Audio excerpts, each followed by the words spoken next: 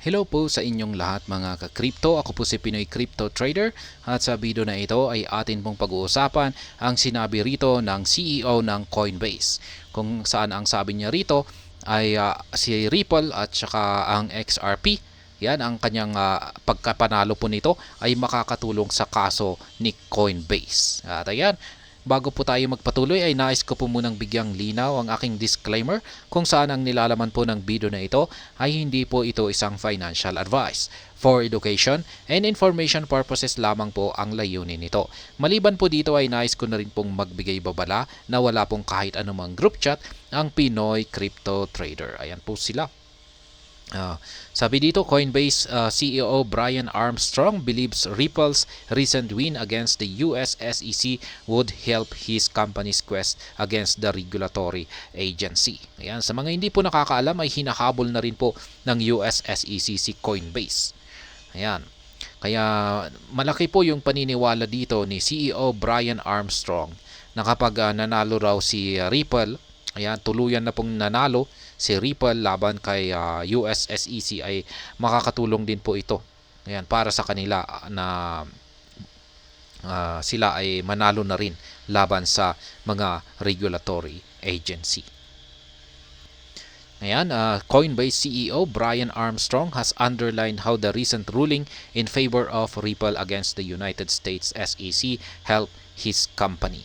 Ayan, kanyang ipinaliwanag rito kung paano nakatulong yung nakalipas na ruling na pumabor kay Ripple, ayan, laban sa mga SEC, ayan, kung paano ito nakatulong sa kanyang kumpanya na Coinbase.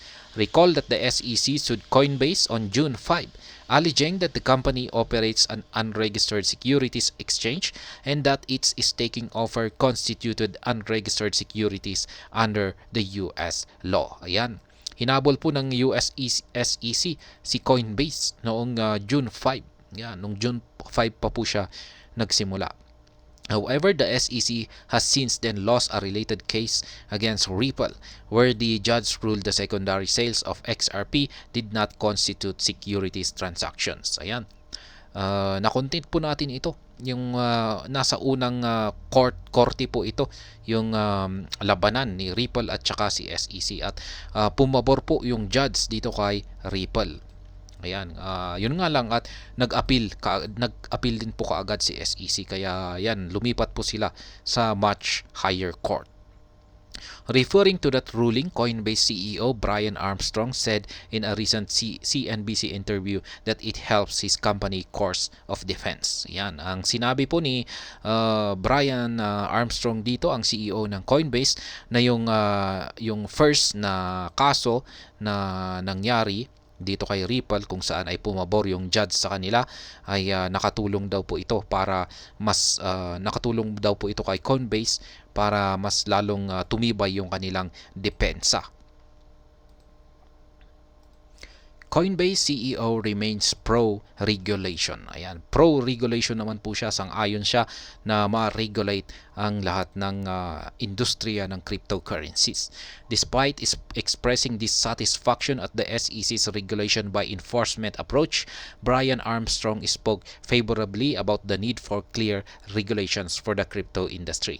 According to the Coinbase boss, such as rules would help protect crypto investors against bad actors as evidenced by the FTX collapse. Yan po yung sinabi niya rito. Sang-ayon po siya, pro po siya sa regulation ng mga cryptocurrencies. Yun nga lang po kasi ang problema sa pagdating sa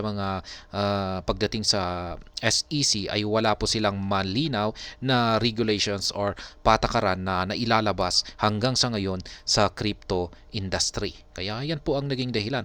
Ganyan na rin po yung kinakaharap ni Binance ngayon. Ayan, dahil sa matagal na pong humihiling si Binance kung ano yung malinaw na regulations ng US SEC sa kanila. Yan, Binance US po ay bigla na lamang silang nagulat nung sila ay ikinaso ng SEC, US SEC. Kaya yan, ito po yung problema. Yan. Ito talaga yung hinihiling ng halos lahat ng industriya ng cryptocurrency sa bansang US.